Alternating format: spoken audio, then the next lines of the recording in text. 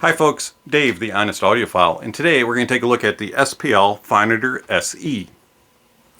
The SPL Phonitor SE comes in two versions, and it comes in with a amplifier only, or you can get a DAC amp version. Amplifier only version is about $1,200.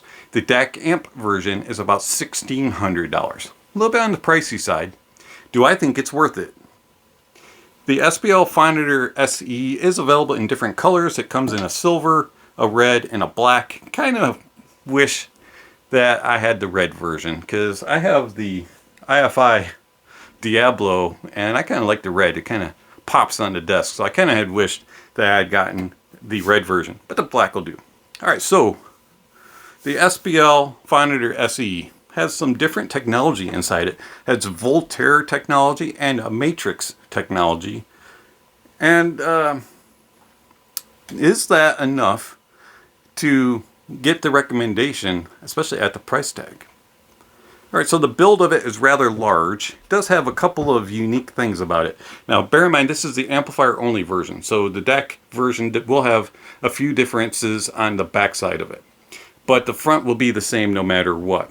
So on the front you have your volume knob, an input switch for either analog or digital, and then you have your selector switch for USB, coaxial, or optical. You have a little power indicator here. On standby it'll be a very dim red, and on when it's turned on it'll be a little bit brighter red, but I never find the red to be very bright or piercing or getting in the way at all. I find it to be a very subtle red. Do kind of wish that the little SPL logo would light up. I think that would be cool.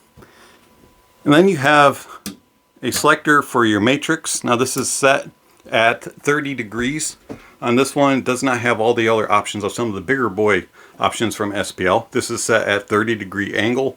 And then you have C1 and C2, which kind of positions it a little bit different. And then you have your headphone output, and you have a power selector. On the back side, if you have the DAC, all your inputs will be right here. Here is your RCA input, and then you have your power supply and a switch and a fuse. On the bottom, you have a gain switch. Kind of wish that the gain switch was on the front, because if you are somebody who likes to swap gains a lot and change it up and down, you'd have to flip your device over, change your gain, put it back in place.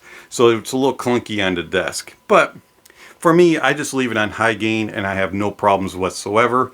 And it's not a complaint that I really have, but I can see other people complaining about the dip switch being on the bottom. Overall, I find that the build is okay. It does feel a little lackluster for the price tag. I mean, it's not bad, but I kind of wish that it had a little bit better of a build. Maybe something unique in design, something like a Mytek Liberty, where it has a little bit of different uniqueness to it at that price point. But overall, I'm content with that. It does have nice feet and rubberized.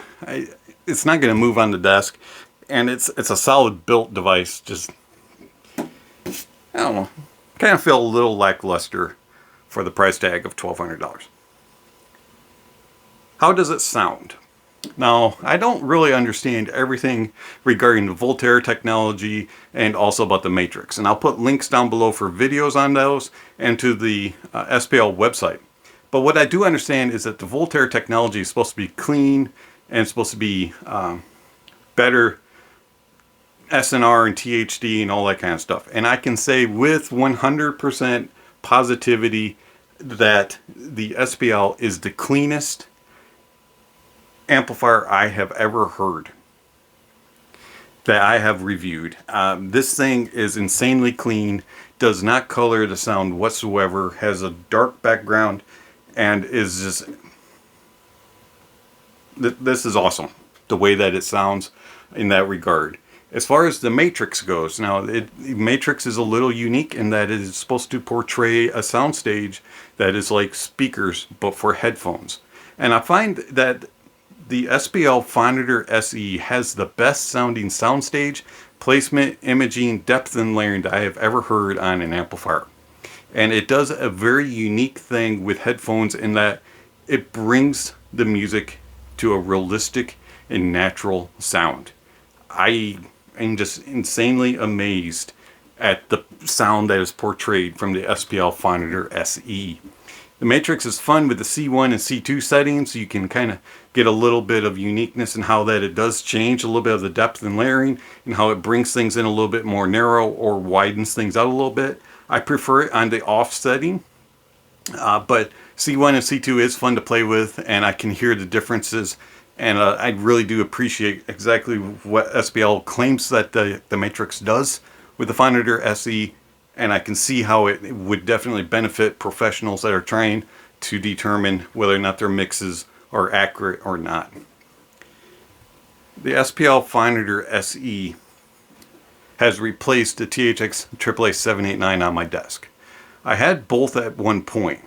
And the 789, as good as of an amplifier it is, and as clean of an amplifier that it is, and as good as it is for critical listening, I never really used it for enjoyment. I never used it as an everyday amplifier. It just had too much peakiness and a little bit too much brittle analytical sound. The SPL does all the same that the 789 does, but does it better. And it is with just a slight kiss of natural, realistic sound.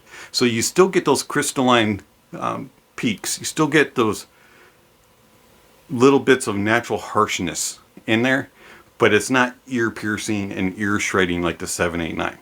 To me, the SPL is a more refined and a better defined amplifier than the 789. If you're looking for the next step up from a 789, I highly recommend that you look at an SPL Phonitor SE. Now, I do not have the balanced version of it, and I have not heard the balanced version, but I've heard that they sound very similar. So if you're looking for a balanced one, you might want to take a look at the Phonitor XE, which is the balanced version. But with all that being said, this is my reference amplifier. I use it for all my reviews now, and it is truly accurate. I love it with it paired with both of my DACs, which are the Mytek Liberty and the Sulker's DAC 1421. It has a very clean, clear, uncolored, natural, and realistic sound, and I find that it's just very pleasing and true to the recordings as best as that I can imagine. Now, I've never sat in the recording studios, and I've never been actually right there in the mastering, so I don't know exactly what the original here is supposed to sound like. But the Phonitor SE puts me in that place that says, yeah, I can see that this is what the artist intended. This is what the engineer intended for it to sound like. And it sounds crystalline, clear, clean, and precise. SPL Phonitor SE, my new reference and my new review amplifier. Truly enjoy it. Highly recommend it if you can afford it. And if you are looking for an upgrade from a THX AAA 789, the SPL Phonitor SE. This has been Dave, the Honest Audiophile. Thank you for watching, and I'll catch you on the next video. Speaking of next video, somewhere on the screen is a subscription link, notification bell. If you haven't already, please check that off. And then don't forget to check out the links down below for information regarding music that is used during reviews, recommended gear, and all kinds of other things. Check out the links down below for how you can follow the channel, how you can contact the channel, how you can support the channel, all that good jazz. Like, comment, and subscribe. It's been Dave, the Honest Audiophile, and I'll catch you on the next video.